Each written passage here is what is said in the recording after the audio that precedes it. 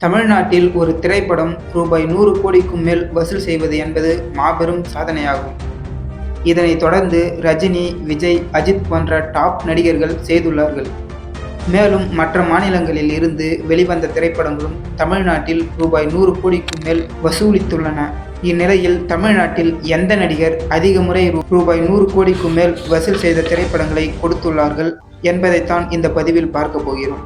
முதலாவதாக நடிகர் விஜய் நடிப்பில் வெளிவந்த 9 திரைப்படங்கள் தமிழ்நாட்டில் ரூபாய் 100 கோடிக்கும் மேல் வசூல் செய்துள்ளது.